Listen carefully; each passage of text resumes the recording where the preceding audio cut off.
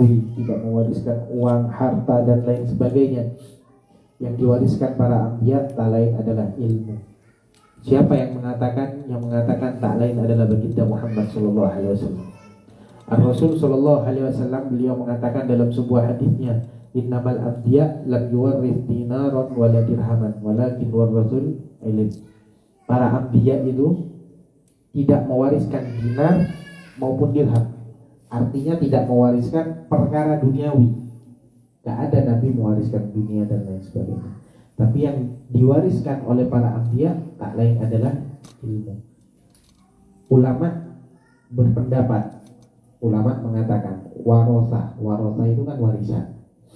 Warisan ini biasanya jatuh kepada siapa? Kepada anaknya, ya kan? Kepada orang terdekat, anak, istri dan lain sebagainya. Makanya ulama berpendapat, artinya orang yang ditakdir sama Allah Subhanahu wa taala, dikehendaki oleh Allah Subhanahu wa taala bisa duduk di majlis ilmu, majlis warisannya Nabi Muhammad adalah orang-orang yang terdekat dengan Nabi Muhammad SAW. Kenapa? Mengambil warisannya Nabi. Namanya orang dapat warisan berarti orang yang dekat dengan Nabi Muhammad SAW. Jadi beruntung kita ditakdir sama Allah untuk bisa hadir ke majlis ilmu dan lain sebagainya. Dimanapun itu majlis, kita ditakdir sama Allah bisa duduk di majlis-majlis tersebut, maka tak lain adalah orang yang dikehendaki kebaikan oleh Allah Subhanahu wa taala. Makanya dalam hadis lain dikatakan, man yuridillahu bihi khairan yufaqihu fiddin. Siapa orang yang diinginkan oleh Allah Subhanahu wa taala kebaikan, Allah ingin kepada seorang hamba, ingin hamba ini menjadi orang yang baik, mendapatkan kebaikan dan lain sebagainya, yufaqihu fiddin, maka Allah Subhanahu wa taala akan permudah orang tersebut memahami akan agama. Maksudnya jalan, semuanya jalan untuk mengambil ilmu warisannya baginda Muhammad sallallahu alaihi wasallam. Makanya majlis ilmu seperti ini sebenarnya bukan hal yang remeh. Kita kadang kan mikir, wah biasa saja. Padahal fadilahnya, keutamanya luar biasa. Dimanapun itu majlis ilmu, itu fadilahnya, utamanya luar biasa. Sampai Nabi dalam hadis yang lain mengatakan, huduru majlisi ilm afdal min alfi iyadatil marid. Hadir ke majlis ilmu lebih afdal, lebih utama dari menjenguk 1000 orang sakit.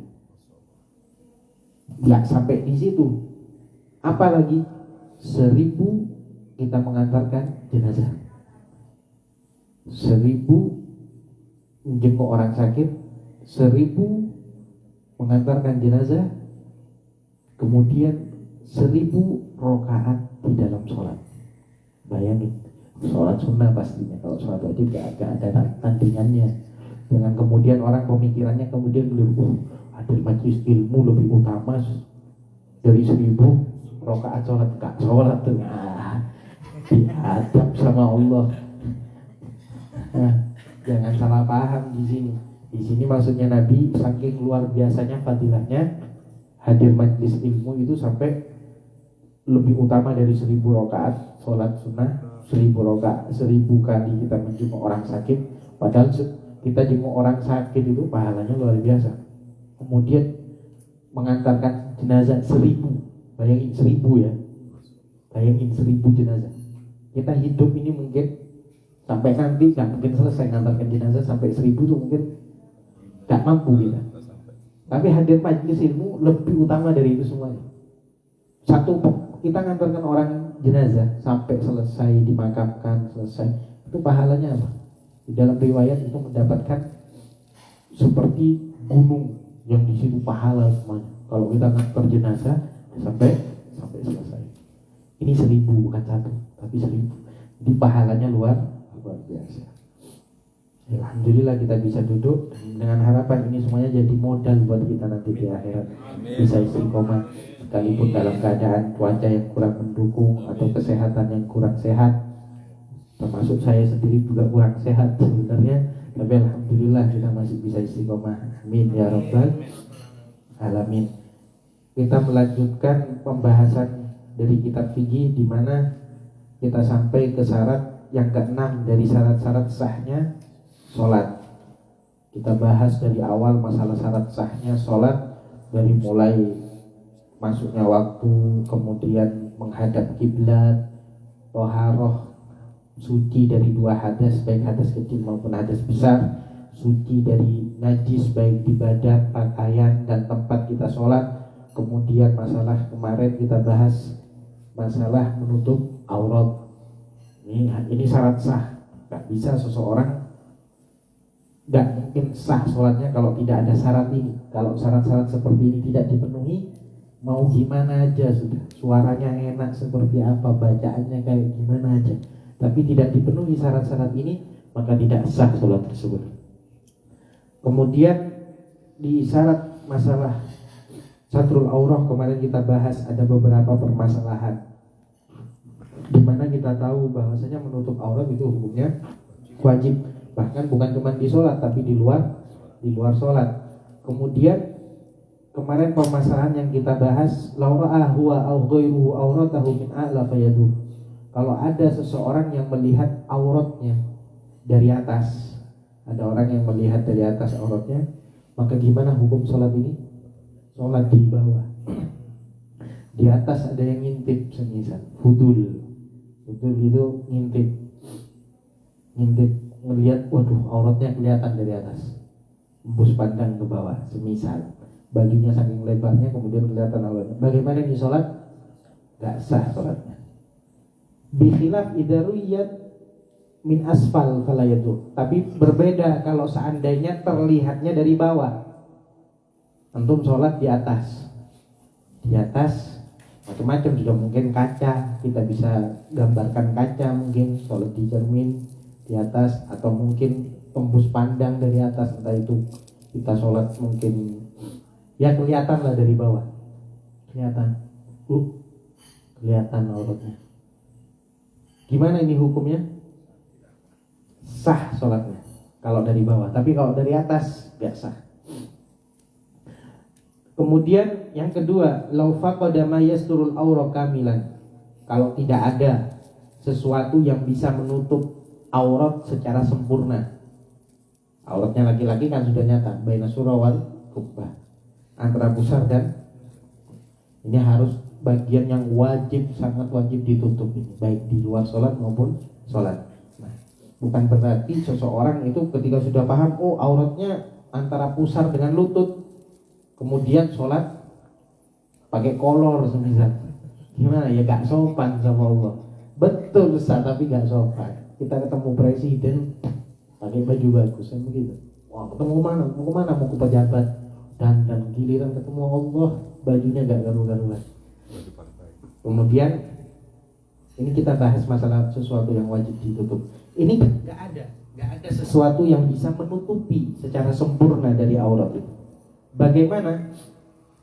Walakin wajada ma yastur sawatain, tapi dia mendapati cuman sesuatu yang bisa menutup sawatain. Apa sawatain? Kemaluan depan dan kemaluan belakang. Fayata'ayyan lahuma, maka gunakan hal tersebut untuk menutupi depan dan belakang. Artinya gimana? Belum bahannya kelihatan, ya sudah, ini namanya darurat. Namanya darurat berarti dia tetap sholat, semisal mungkin di penjara dan lain sebagainya. Bayangin, ini pentingnya sholat. Sekalipun dalam seperti itu tetap sholat. Awwajada ma yakfi ihdahuma, atau dia mendapati sesuatu yang cukup untuk salah satu dari keduanya.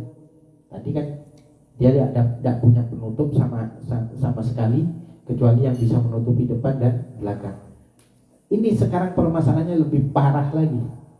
Dia ini cuma dapati kain yang cuma bisa menutupi salah satu di antara kedua. Apa yang harus ditutup? Fayuqaddim qubulahu, maka diutamakan untuk menutupi yang paling depan. Kemudian sholat. Kalau nggak punya apa-apa ya sudah sholat. Sah nggak? Sah tetap. Namanya nggak bisa darurat. Artinya sholat itu sangat penting. Sekalipun mau gimana aja keadaannya tetap sholat. Kecuali yang nggak wajib sholat ya seperti kita bahas kemarin itu, syarat-syarat wajib, hilangnya akal, belum balik dan lain sebagainya. Itu aja yang mencegah seseorang untuk tidak sholat. Selain itu tetap sholat. Meskipun di masalah aurat yang harus ditutup, Kalau seandainya dia tidak mendapati apapun, tetap sholat. Itu pentingnya sholat. Yang ketiga, lau inkasyafat auratuhu fi sholat. Kita bahas juga kemarin, kalau terbuka auratnya di dalam sholat, auratnya terbuka di dalam sholat, fasataraha halan, maka harus ditutup secara langsung. Harus ditutup secara langsung. Sholat tiba-tiba terbuka auratnya, macam-macam sudah. Bisa karena hewan, bisa karena angin, bisa karena anak kecil. Kita sholat tiba-tiba anak buka sarung semisal. Gimana? Fasataraha halan, harus ditutup secara langsung. Gak pakai nunggu dulu. Dibuka ini, kebuka enggak ya auratnya misal. Nganut, enggak kelihatan aman. Misal gitu. Ini kebuka ini kayaknya. Setelah sudah. Kenapa? Karena dia punya waktu untuk menutup. Sedangkan dia masih dipakai mikir dulu.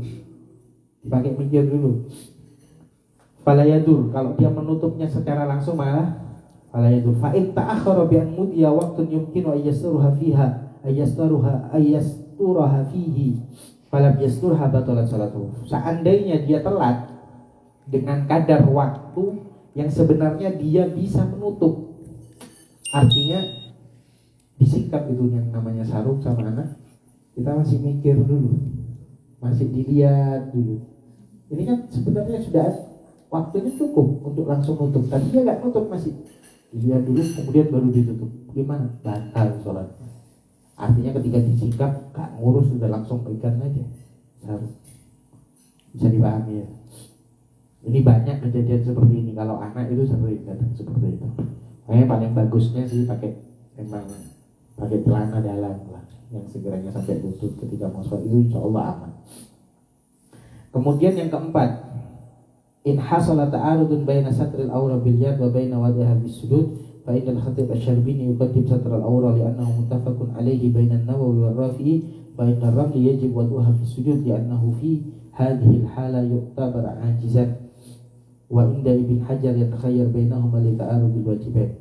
Kemarin kita juga bahas masalah gimana sih kalau seandainya ketika kita sholat kemudian dalam keadaan sujud. Dalam keadaan sujud, tangan ini wajib diletakkan di bawah. Gak bisa seseorang yang punya tangan lengkap kemudian cuma tangan satu.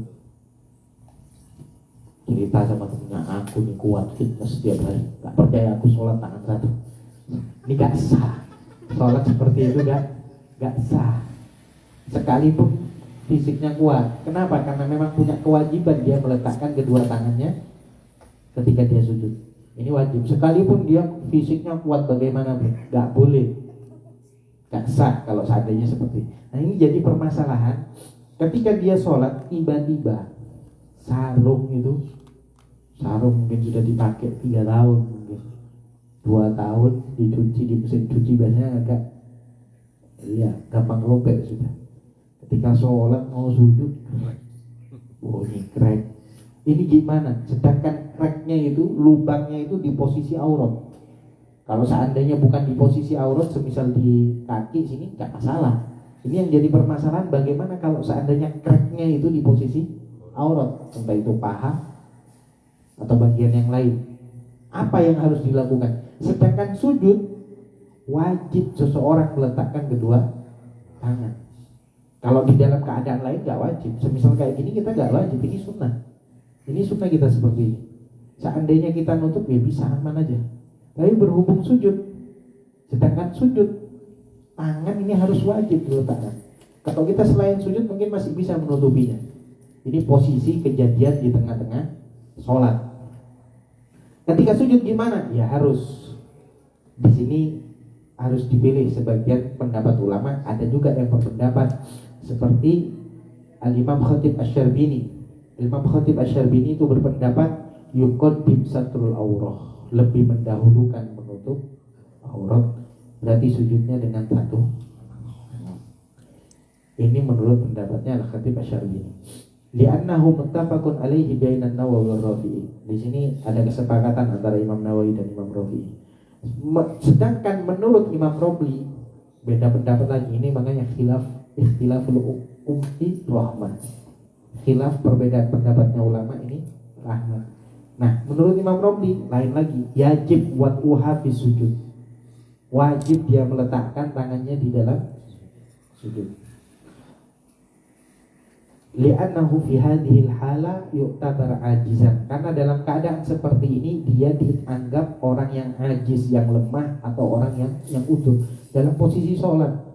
Gimana caranya? Kalau di luar sholat dia tinggal mengganti sarung. Kalau pas sholat, orang sholat wajib itu gak boleh semena-mena dibatalkan, itu gak boleh. Langsung sholat wajib tiba-tiba dibatalkan, gak boleh. Itu masuk dosa haram. Dia lagi nyambung sama Allah, ditinggal Allah. Makanya diantara ulama menyarankan kalau seandainya mau membatalkan sholat wajib, entah itu dipanggil orang tua atau karena mungkin urusan darurat, posisi yang sangat darurat, itu dianjurkan untuk merubah niat. Ini anak-anak rubah sholat sunnah.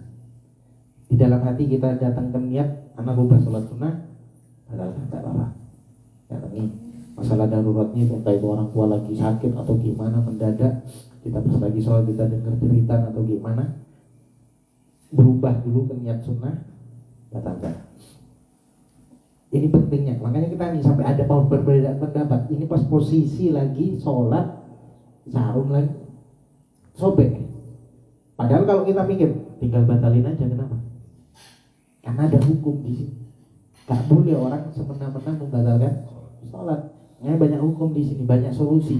Di antara solusinya apa?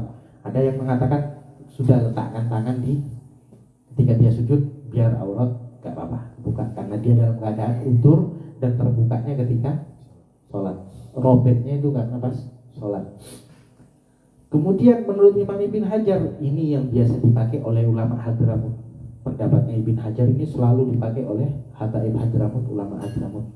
Wali Songo ya dari Hadramut. Makanya kita punya madhab Imam Syafi'i di Hadramut, Imam Syafi'i semuanya. Nah, biasa yang dipakai sama ulama Hadramut yang Ibn Hajar ini. Apa kata beliau? Yatakhayyar bainahuma li ta'arudil wajibain. Kata Imam Ibn Hajar, boleh memilih, terserah. Dia mau milih yang mana? Dia mau meletakkan tangannya untuk menutupi aurat, atau dia meletakkan tangannya di dalam keadaan sujud. Itu aja, terserah. Kenapa? Lita'arudil wajibain, karena kedua-duanya sama-sama wajib. Meletakkan tangan ketika sujud wajib, dan menutup aurat hukumnya wajib. Ini menurut Imam Ibn Hajar. Kalau yang lain kan tadi mengatakan, oh enggak, yang lebih pas, yang lebih betul diletakkan tangannya ketika sujud. Yang satu berpendapat, enggak, harus tangan ini diletakkan di aurat. Tapi kalau Imam Ibn Hajar, bebas, milih sudah, yang mana aja. Dia mau meletakkan tangannya ketika sujud, meletakkan tangannya ketika untuk menutupi aurat. Itu syarat masalah aurat kemarin. Sekarang kita masuk ke syarat yang keenam. Yang keenam, apa yang keenam? Yang keenam, al-ilmu bifardiyatiha. Orang itu sholatnya sah kalau dia tahu dengan apa-apa yang fardu di dalam sholat. Pentingnya ilmu. Harus tahu segala sesuatu yang wajib di dalam sholat. Apa aja sih? Bacaan wajib, gerakan wajib, dan lain sebagainya. Al-ilmu bifardiyatiha. Harus paham sama sesuatu yang fardu di dalamnya. Falau taraddada fi sunniyatiha fala tasih sholatuhu.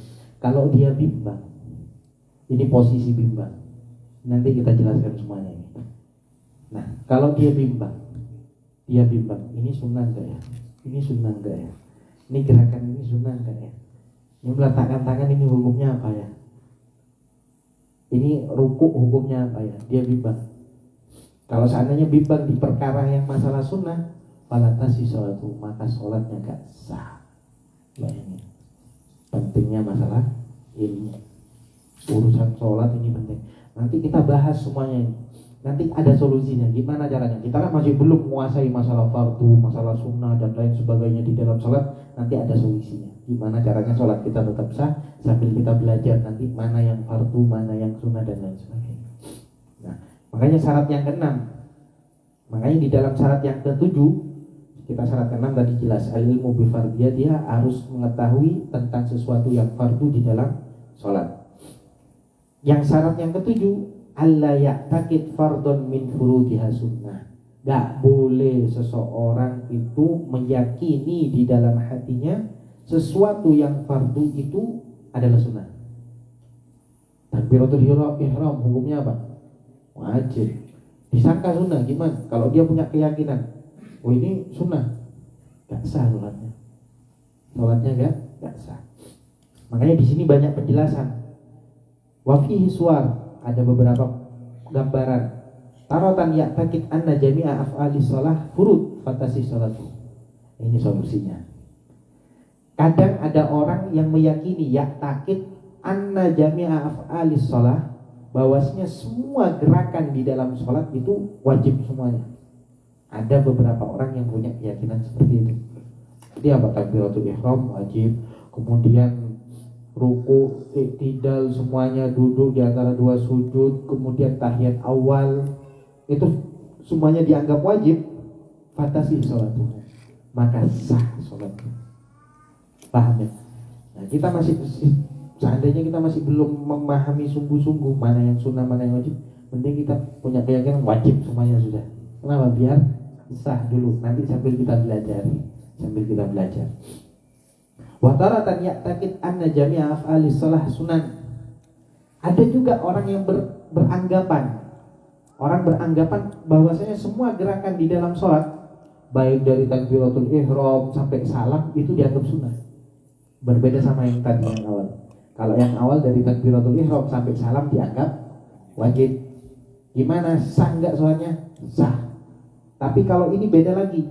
Gambaran yang berikutnya, ini ada orang yang dia menyangka dari awal takbiratul ihram sampai salam itu sunnah.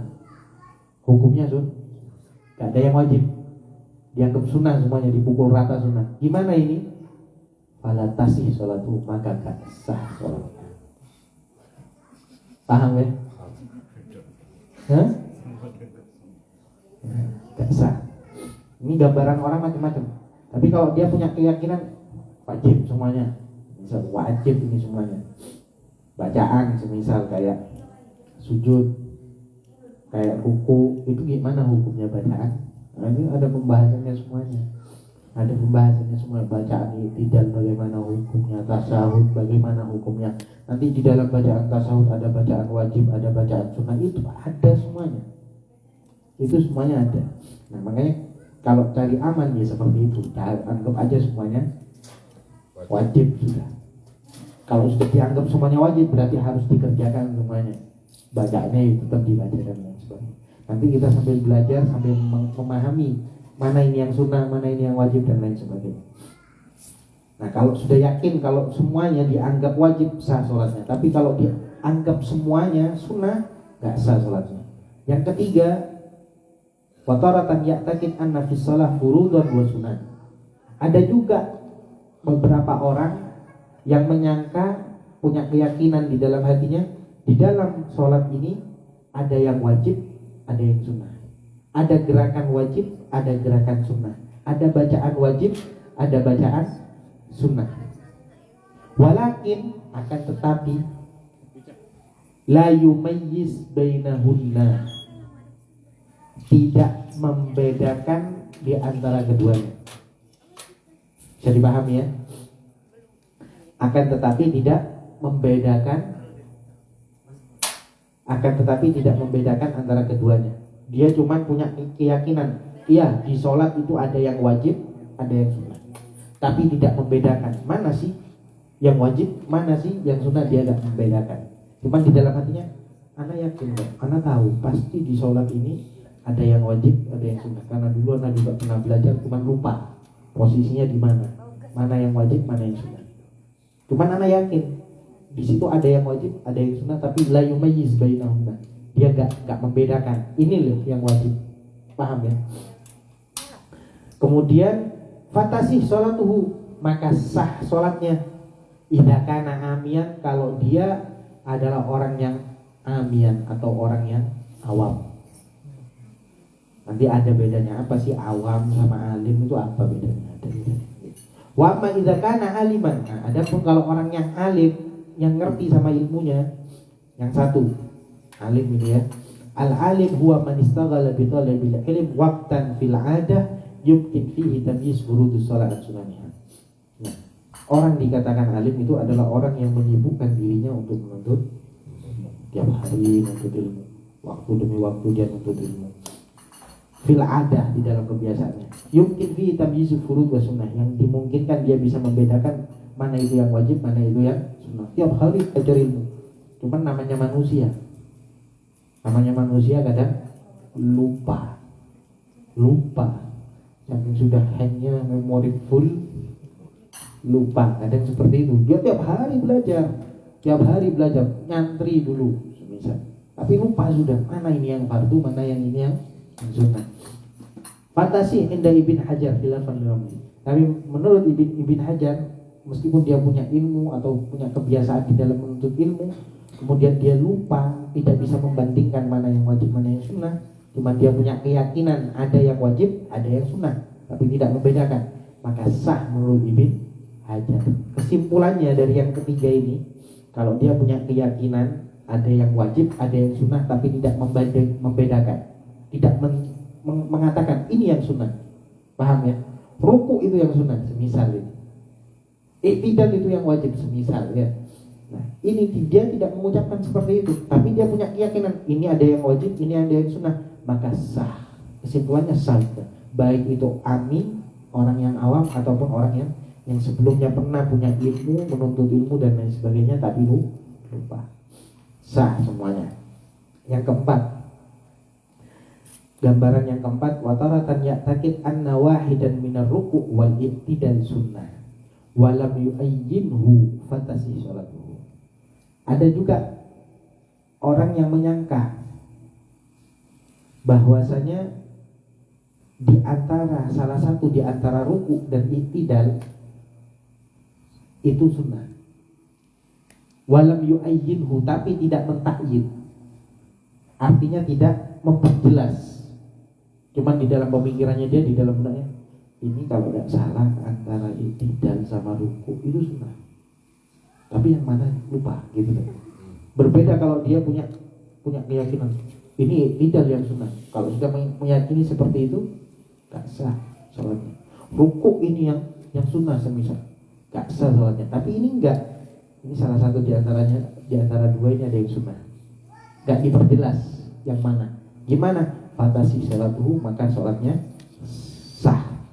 Li'annahu lam yaf'al rukan ma'iktidal sunnatihi ma'antara bukidalik wahadala itu. Karena dia melakukan suatu rukun. Itu rukun kan, ruku itu rukun. Namanya rukun berarti wajib. Cuma dia namanya dia bimbang. Ini mana sunnah tapi tidak ditakyin. Berbeda kalau ditakyin, enggak. Ruku itu sunnah. Gimana? Batal sholatnya, gak sah sholatnya. Nah, yang penting punya ilmu itu penting. Ini kita bisa paham di sini nanti. Pembahasannya satu persatu nanti kita bahas. Masalah rukun-rukunnya nanti apa saja kita bahas. Apa aja yang sunnah di dalam sholat nanti kita bahas. Makanya pembahasan sholat ini panjang di sini. Jadi kita ini ngerti sholat bukan cuma sekedar baca aja. Bukan sekedar kayak kita dulu masih kecil diajarkan buku kayak gini kayak BK gitu. Enggak, ada ilmunya semuanya. Bacaan di situ ada ilmunya, gerakan di situ ada ilmunya, semuanya ada ilmunya. Makanya orang sampai dikatakan sama ulama, rokaatul alim khairum min alfi rokaatul jahil. Satu rokaatnya orang yang punya ilmu, yang ngerti sama ilmunya dalam sholat, semuanya di dalam gerakannya, ucapannya dan lain sebagainya, itu lebih afdol daripada 1000 rokaat orang yang gak ngerti ilmunya. Lebih berisi, lebih paham. Oh iya, ini wajib, ini sunnah, ini wajib. Makanya nanti ada arkanus sholat ini dibahas semuanya. Nanti kita bahas masalah arkan qauliyah, apa saja itu rukun-rukun qauli, rukun-rukun yang wajib diucapkan. Ada rukun fi'li, banyak macamnya nanti. Ini banyak pembahasannya. Nanti masalah niat itu bukan cuma sekedar usolli fardhu arba'at raka'atin, bukan cuma sekedar itu aja. Nanti ada ilmunya itu. Di dalam bacaan niat aja itu ada yang sunnah, ada yang wajib. Usolli fardhu arba'at raka'atin, ada lillahi ta'ala. Kalau imaman lillahi ta'ala, makmuman lillahi ta'ala. Itu nanti ada posisi bacaan yang di situ wajib, ada kalanya nggak wajib, maksudnya sunnah, itu ada pembahasannya. Nanti kalau sholat fardu apa yang harus diucapkan, nanti kalau sholat sunnah apa niatnya, bagaimana yang wajib di dalam niatnya, macam-macam pembahasannya. Dan itu semuanya ada ilmunya. Jadi sholat ini penting, makanya sampai pembahasannya juga panjang. Jadi untuk jaga-jaga kita ngikuti yang pertama tadi. Yang pertama yaitu meyakini bahwasanya semua gerakan sholat adalah wajib. Semua apa yang ada di dalam sholat adalah wajib. Biar apa? Biar sah sholat kita. Paham ya? Nanti sambil lalu kita pahami mana sih yang sunnah-sunnah, mana yang wajib-wajib, nanti kita pahami. Nanti kita bahas semuanya, insya Allah di tiap pekan nanti kita bahas. Ini sementara sampai sini aja dulu, karena yang hadir sedikit. Banyak yang sakit, banyak yang udur, kena hujan juga. Mudah-mudahan disembuhkan sama Allah Subhanahu wa taala. Amin ya rabbal. Kalau mau ditanyakan tafadhol. Kalau ada yang mau ditanyakan tafadhol. Jadi ada sebuah kisah di masjid. Tanya kau cerita ya.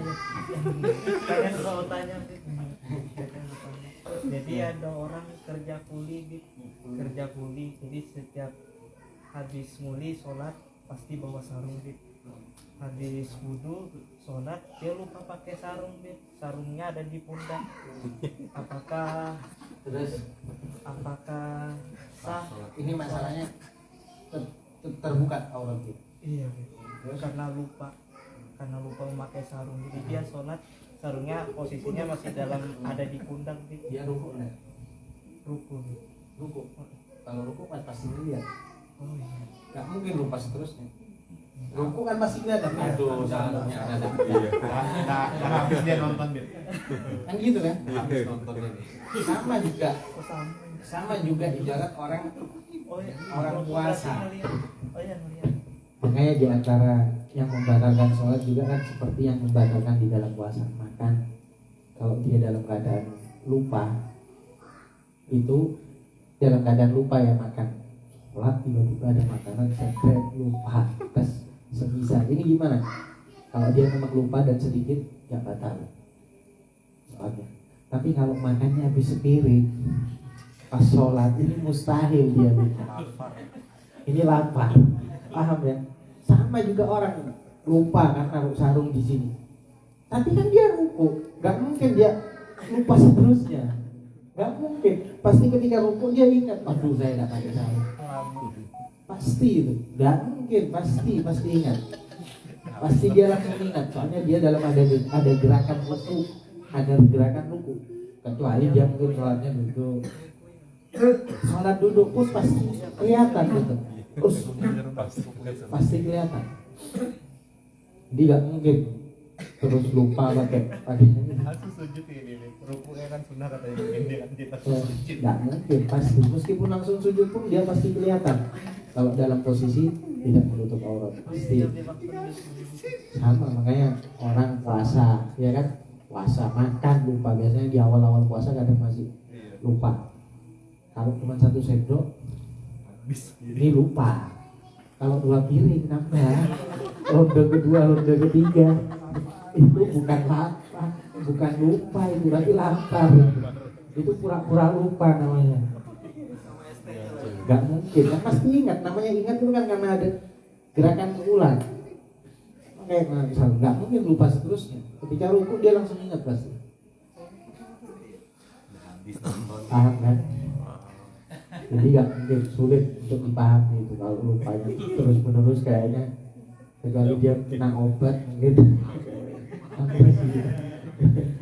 Pindah ke alam sebelah kayak gitu. Iya, obat yang lain kalau ada. Kalau enggak kita dulu. Bismillahirrahmanirrahim. Alhamdulillahirabbil alamin. Allahumma shalli wa sallim ala sayyidina Muhammad salatan takmul kulli da'in wa li kulli tashawwur wa nasran ala jami'il a'la bi mahdi fadlika wa karamika wa ihsanika ya kamal akramin. Allahumma kama an'amta fazid wa kama zidta fabarik wa kama barakta fa'adib wa kama adibta fala tasbi bi arhamar rahimin wa ya kamal sallallahu alaihi wasallam Muhammad alhamdulillahi rabbil alamin.